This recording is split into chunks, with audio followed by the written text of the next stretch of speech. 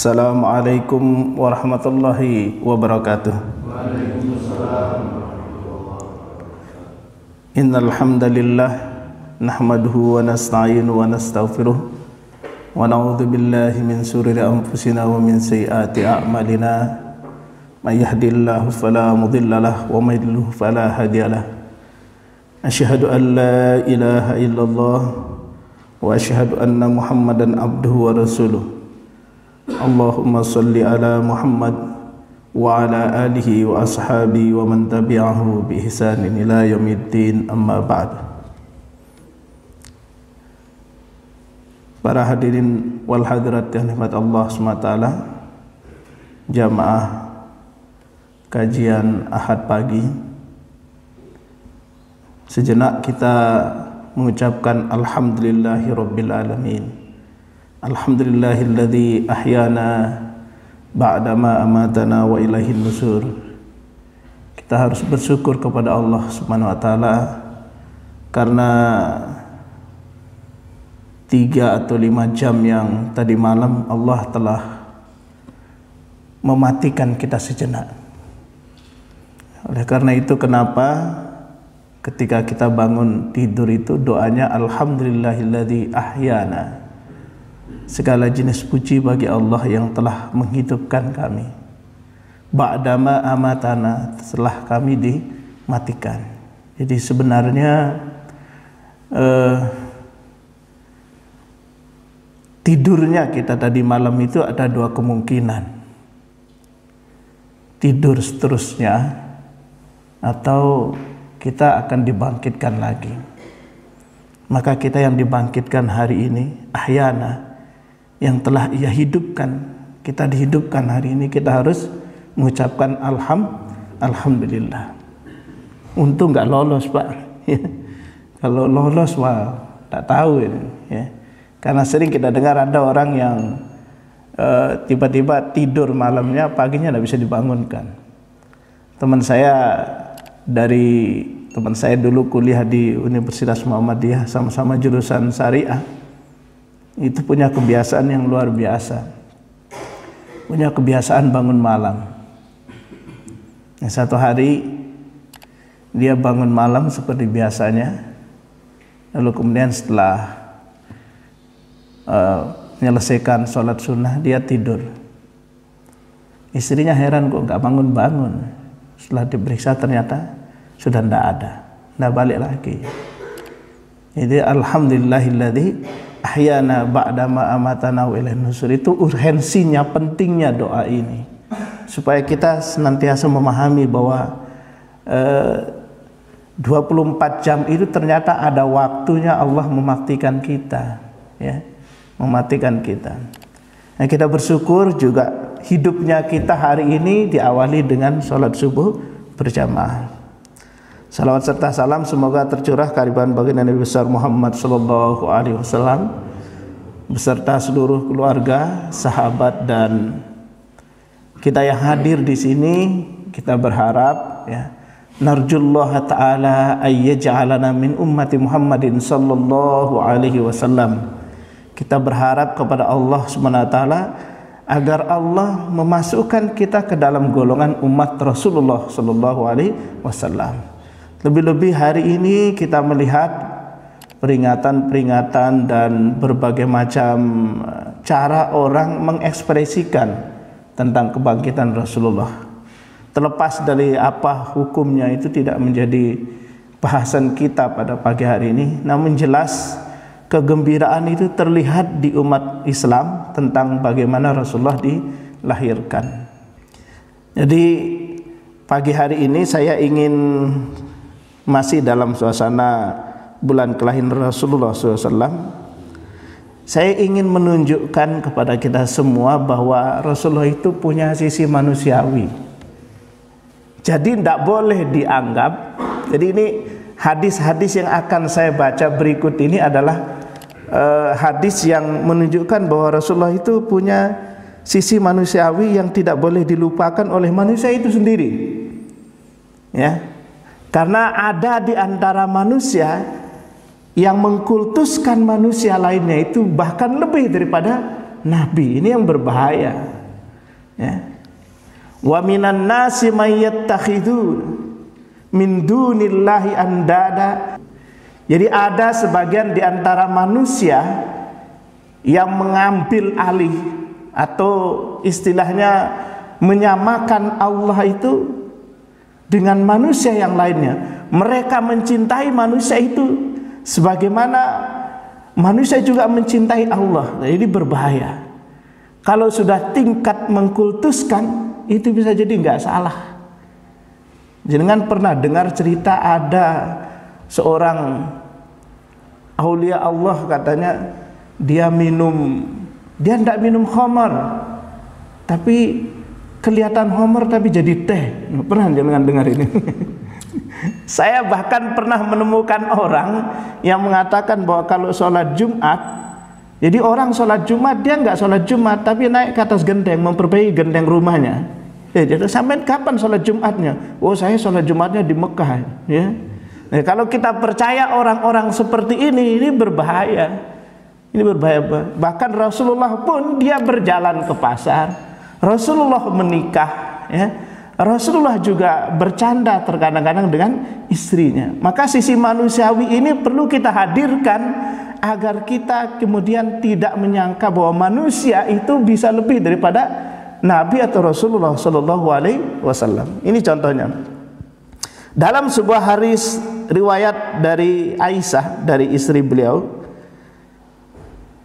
an Aisyah radhiyallahu anha anna Rasulullah sallam qubila Utsman bin Mad'unin wa huwa mayyitun wa huwa yabki aw qala anha tuhriqani. Dari Aisyah radhiyallahu anha, semoga Allah meridai beliau dan insyaallah ridhanya Allah juga untuk kita semua, bahwa Rasulullah SAW mencium Utsman bin Maz'un sedang ia sudah meninggal dunia, dan beliau menangis, atau kemudian Aisyah berkata kedua mata beliau berlinang air mata. Jadi kalau ada orang yang meninggal dunia, apalagi orang-orang yang kita cintai, maka hal yang wajar kalau kita itu menangis. Yang tidak wajar itu kalau kita sampai kemudian merobek-robek baju, ya, sampai kita kemudian apa istilahnya kalau bahasa Indonesia ini, ya, pokoknya menyayat, menangis yang tidak jelas. Tapi Rasulullah menangis ketika Utsman bin Maz'un ini meninggal dunia, bahkan meneteskan air mata. Lalu kemudian qabbala, disebutkan di sana qabbala. Qabbala itu artinya mencium. Jadi Rasulullah itu mencium Utsman di keningnya, Utsman bin Maz'un. Tentu laki dengan laki, jangan yang mayat perempuan dicium laki. Nah, ini haram kalau ini, ya. Jadi Rasulullah qabbala, saking sayangnya sama Utsman bin Maz'un ini, sampai beliau ketika meninggal dunia itu dicium oleh Rasulullah, qabbala. Ya, qabbala, Rasulullah itu mencium, ya, Utsman bin mayyitun, bahwa padahal dia sudah meninggal dunia. Nah, hukum yang bisa diambil dari hadis ini adalah boleh bagi kita semua untuk mencium tempat sujud atau kening daripada orang yang sudah meninggal dunia. Abu Bakar itu juga mencium Rasulullah ketika Rasulullah meninggal dunia.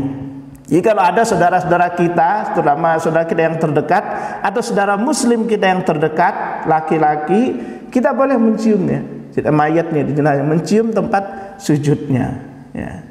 Diutamakan kerabatnya. Ada ulama mengatakan makruh kalau bukan kerabatnya. Tapi secara umum, kalau menurut hadis ini bahwa Rasulullah mencium Utsman bin Affan, tidak ada hubungan karibnya. Maka secara pendapat ulama yang mujtama, ya, ijtima ulama, bahwa boleh mencium mayit yang sudah meninggal dunia. Jenenge mayit yang meninggal dunia, Pak, ya. Kalau mayit sudah enggak gitu, ya. Nah, terus yang berikutnya, yang kedua, hukum yang bisa diambil dari sini adalah boleh kita menangisi orang yang sudah tidak ada, ya.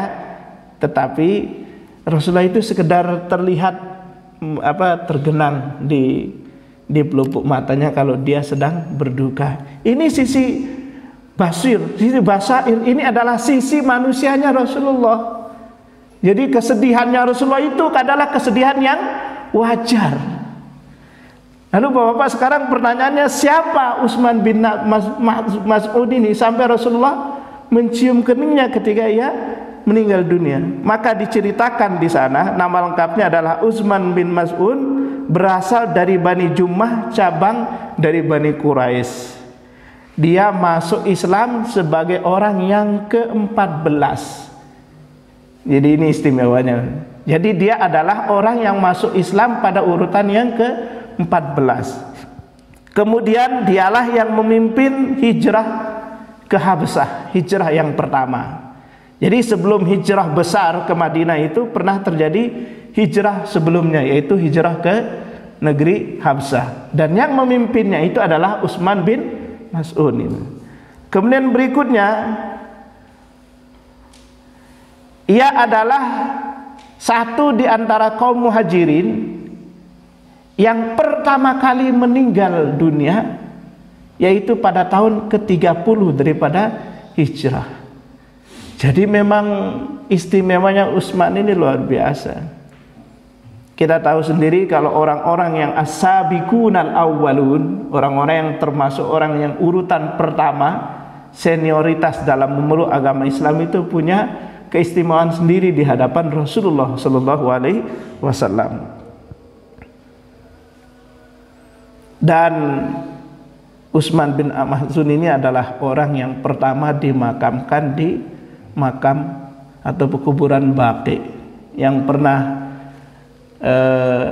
berhaji, mungkin juga pernah umrah, itu biasanya ke pekuburan Baqi. Dan orang yang pertama dimakamkan di sana adalah Utsman ini.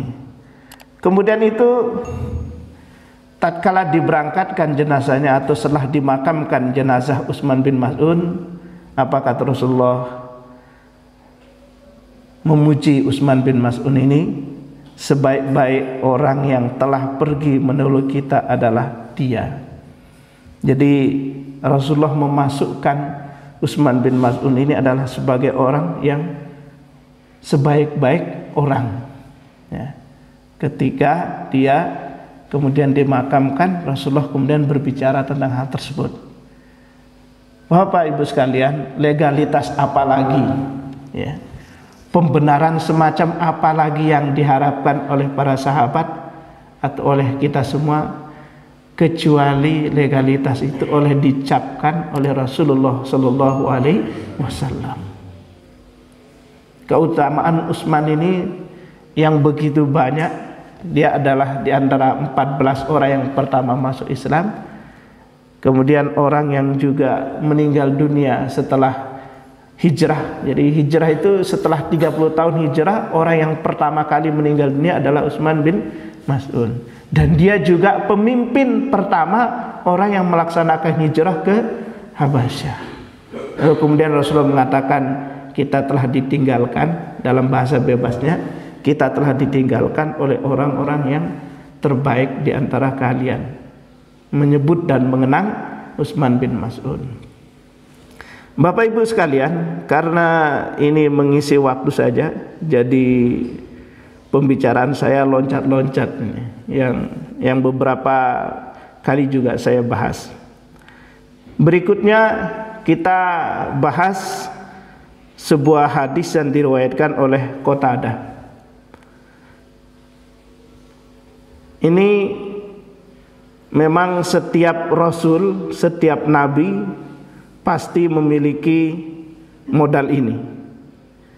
Jadi modal yang dimiliki oleh setiap orang yang ada di dunia dakwah, itu modal yang pertama yang dimiliki, yang diberikan oleh Allah secara sunnatullah adalah ada dua modal.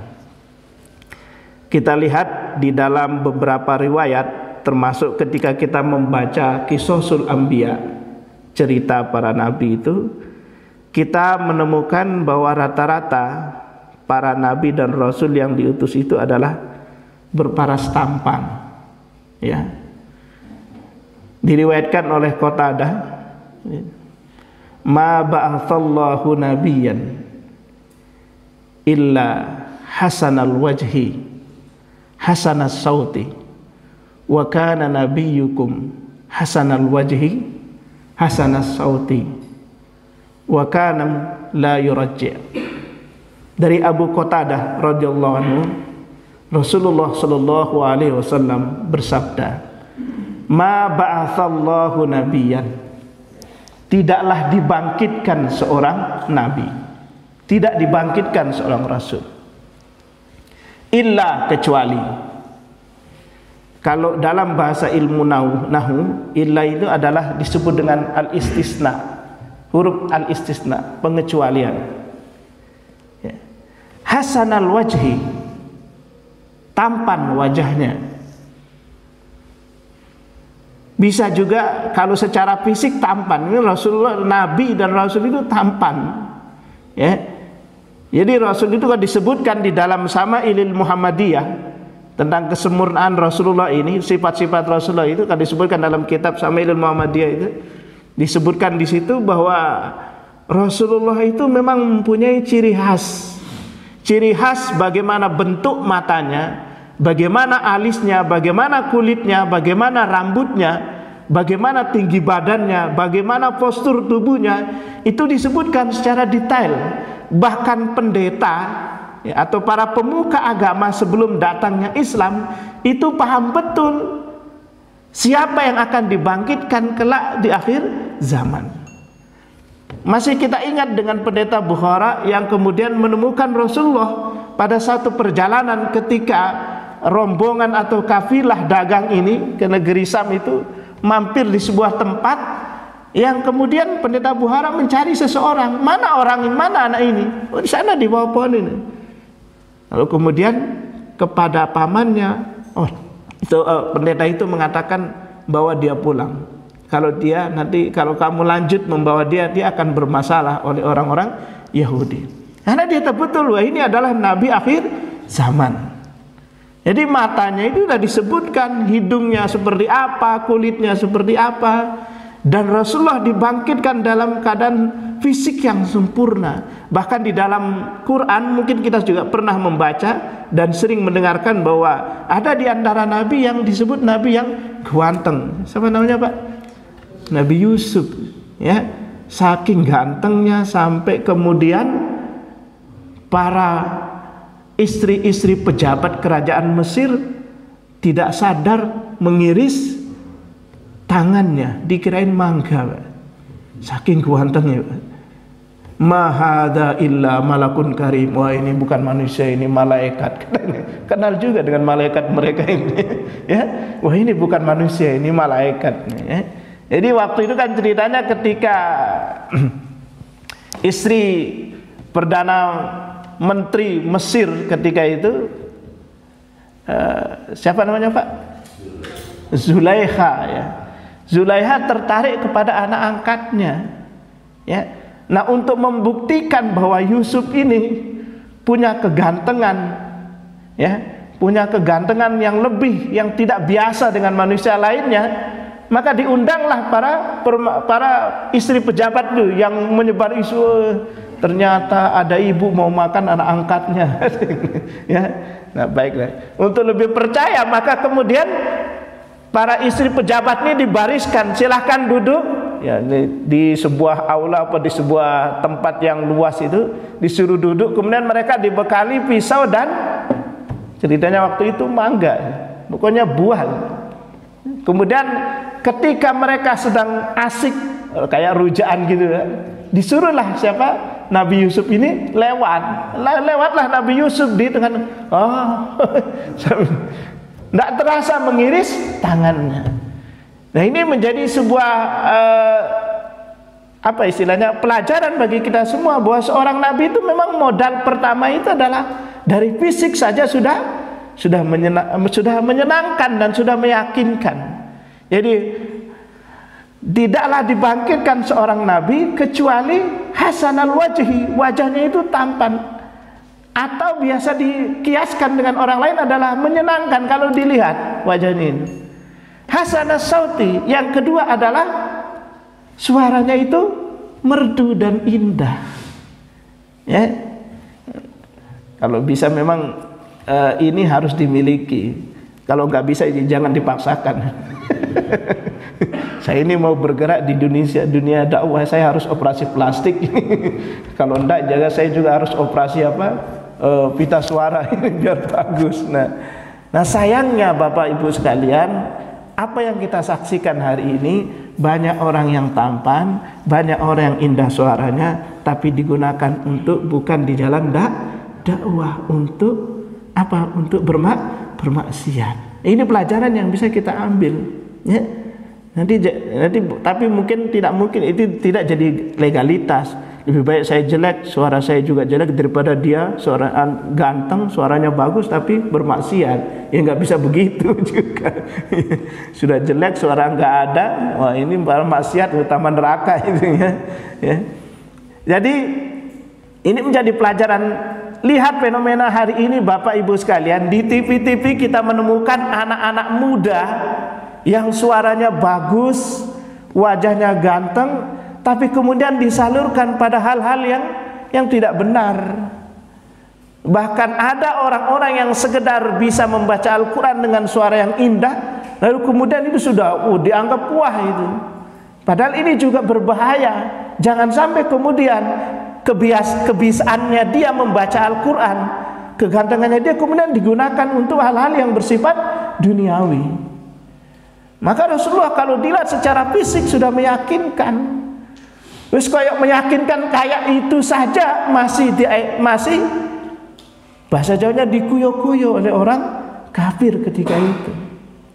Ya, kita kan pernah dengar cerita bagaimana Abu Jahal dan Abu Lahab atau Abu Sufyan, ya, dalam sebuah cerita itu saking senangnya dengarkan bacaan Rasulullah membaca Al-Quran, itu sampai mereka sembunyi-sembunyi ngintip di belakang rumah Rasulullah. Mereka berjalan mundur, tabrakan pantat. Loh, konta. Kalau bahasa Jawanya, lo sampean nyapa nih kini. Padahal mereka sama-sama malu kalau mereka sedang mengintip Rasulullah membaca Al-Quran. Masya Allah Bapak Ibu sekalian, kalau imam kita bagus suaranya, tajwidnya bagus, kan enak. Nangis tenanan, ya. Kita bisa nangis kalau ada imamnya baca Qurannya bagus, suaranya indah, kita kan bisa nangis. Masya Allah, kayak akhirat itu sudah di depan mata, ya. Kalau ada imam yang bisa seperti itu, ya. Tapi jangan kemudian ini menyuruhkan kita jadi imam, ya. Kalau bisa saja. Ini syaratnya tidak mutlak, bukan syarat wajib, ini bukan rukunnya. Hanya saja di dalam hadis ini dengan tegas dikatakan bahwa tidaklah. Jadi kata-kata tidaklah ini menjadi tahbis bagi kita semua, bahwa seorang nabi itu pasti wajahnya itu tampan dan suaranya bagus. Pasti. Jadi pasti wajahnya tampan dan suaranya bagus. Kalau menurut riwayat Qatadah ini, ya. Maka Bapak Ibu sekalian, kalau kita punya putra putri, kalau kita punya putra misalnya yang ingin jalan di dunia dakwah dan dia memiliki modal ini, lebih dimotivasi untuk itu. Nah kemudian di akhir hadis ini disebutkan wakana la yuraji. Apa itu yuraji? La yuraji artinya terkadang Rasulullah itu membaca Al-Quran tidak melakukannya. Jadi tidak harus Al-Quran itu dilakukan. Misalnya, ini sekedar misal. Innal ladzina kafaru sawa'un 'alaihim anzartahum am lam tunzirhum la yu'minun. Ini contohnya yang dilakukan. Kalau tidak dilakukan misalnya, innal ladzina kafaru sawa'un 'alaihim anzartahum am lam tunzirhum la yu'minun. Nah, ini misalnya tidak dilakukan, biasa. Jadi jangan sampai kemudian kita memaksakan diri. Bahkan disebutkan saking lirihnya Rasulullah itu hanya ketika sholat malam oleh tetangganya itu didengar, tapi biasa, ya. Jadi satu saat kalau ada misalnya innal ladzina kafaru sawaun alaihim a'andzartahum am, kalau ada orang baca Al-Qur'an seperti itu tidak salah. Karena Rasulullah kana la yurajji. Pernah Rasulullah itu juga tidak melakukannya. Jadi nanti kalau ada imam yang tidak melakukan Al-Qur'an, oh apa itu? Enggak enak lagu nih. Enggak enak. Jangan disalahkan karena ada hadis Abu Qatadah ini. Jadi kalau satu saat nanti ada orang yang membaca Al-Quran kemudian tidak melakukannya, maka itu menjadi hal yang biasa. Kalau kita melihat hadis ini, ya. Jadi sekali lagi hadis dari Abi Qatadah ini menjelaskan kepada kita semua bahwa modal dakwah Rasulullah itu tentang fisik beliau, wajah beliau dan suara beliau itu sudah memang sunnatullah. Sunnatullah itu adalah ketentuan yang tidak bisa diganggu gugat, sudah final dari Allah Subhanahu wa taala. Masih kuat Bapak Ibu sekalian? Kalau saya masih kuat kan saya tinggal membaca saja. Kalau masih kuat tinggal satu hadis. Makanya pembahasan kita loncat-loncat ini sesuai dengan loncat. Nah, yang ketiga, bagaimana Rasulullah bertamu. Nah, kalau tadi bagaimana modal dakwah Rasulullah. Yang pertama tadi Rasulullah menunjukkan sisi manusiawinya, bahwa menangis ketika ada orang yang meninggal dunia, apalagi orang yang memiliki spesial dalam diri orang tersebut. Yang kedua, Rasulullah memiliki dua modal dalam dakwah. Yang modal utama, yang istilahnya modal yang bawaannya itu adalah wajahnya yang tampan dan suaranya yang bagus. Nah, yang ketiga ini kalau kita sedang bertamu. Hadis ini diriwayatkan oleh Anas. Anas bin Malik ini adalah pembantu Rasulullah. Ia yang senantiasa membawakan sandalnya Rasulullah. Kalau Rasulullah butuh air, beliau yang membawakan. Kalau di keraton ini hanya abdi dalam, ya, abdi dalam. Kalau biasanya para gus ya, atau para kiai biasanya punya salah satu asisten. Ya. Nah, ya, Anas bin Malik ini banyak juga riwayat hadisnya karena beliau senantiasa mengiringi Rasulullah dimanapun kecuali di tempat tidur saja. Selebihnya Anas ini selalu hadir. Karena itu hadisnya banyak sekali. Nah, salah satu hadis yang disampaikan oleh Anas ini, An Anas bin Malik radhiyallahu anhu qala Rasulullah sallallahu alaihi wasallam, "Lau uhdiya ilayya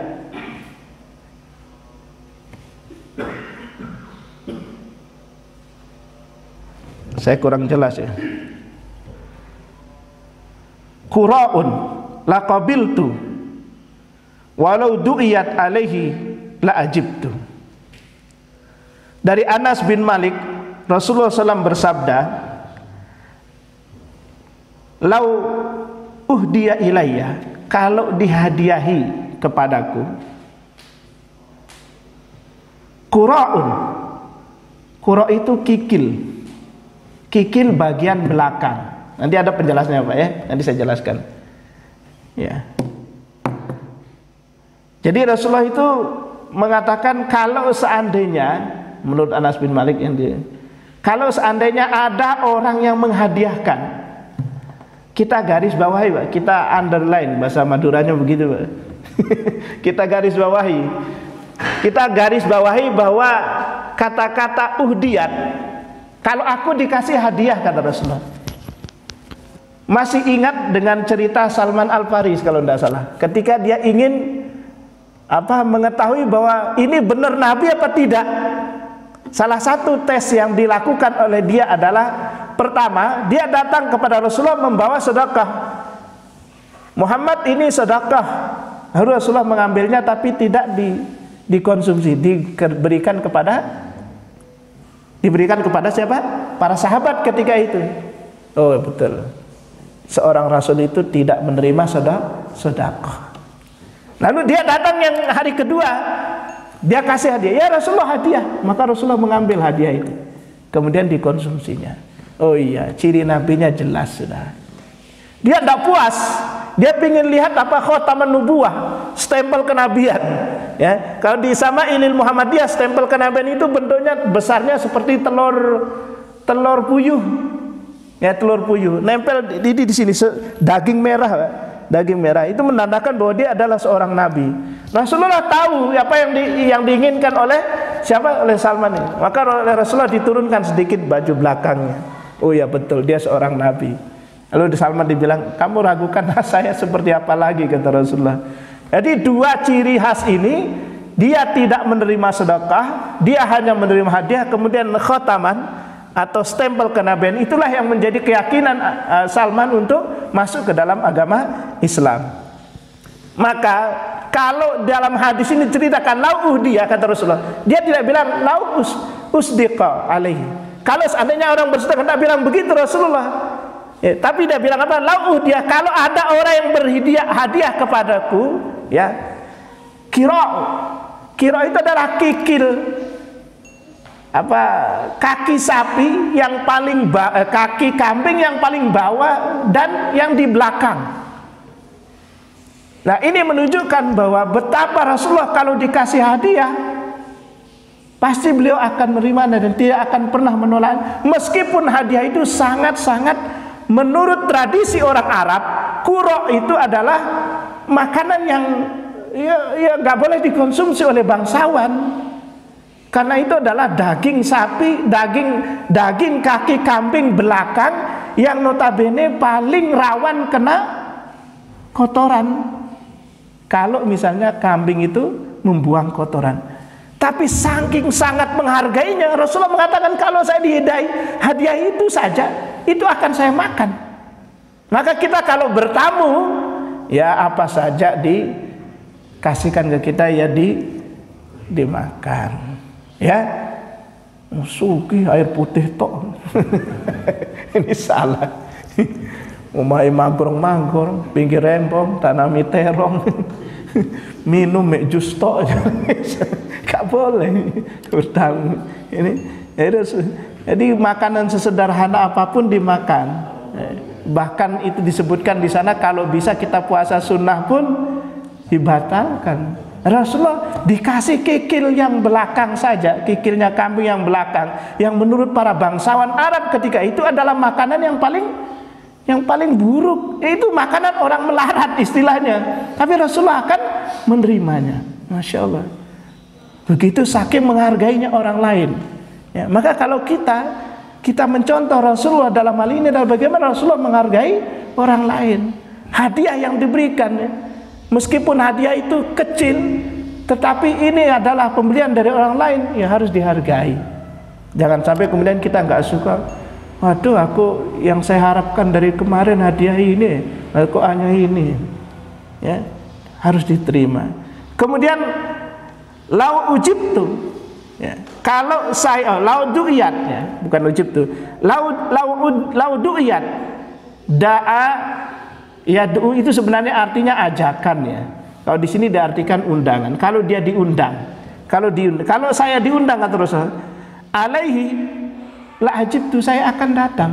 Jadi kalau ada misalnya sajian hadiah hanya sebentuk kikil kambing belakang, kikil belakangnya kambing itu, maka Rasulullah akan datang di undangan tersebut.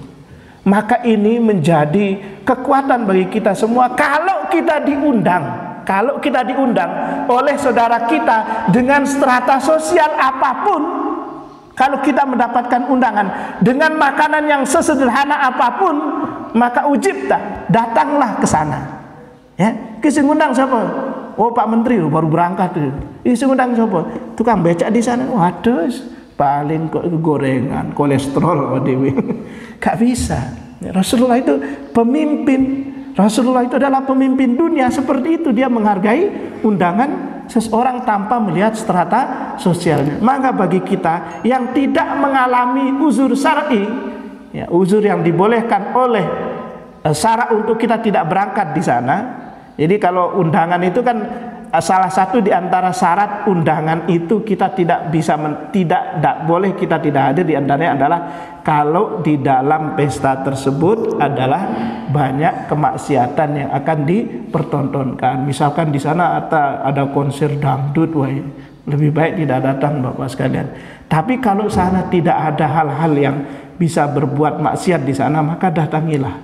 Ya, sesederhana apapun hidangan yang diberikan oleh pengundang ini. Bisa saya sampaikan ini saja. Mudah-mudahan bermanfaat terutama untuk diri saya pribadi dan untuk jenengan semua. Terima kasih. Wabillahi taufiq wal hidayah. Wassalamualaikum warahmatullahi wabarakatuh. Waalaikumsalam.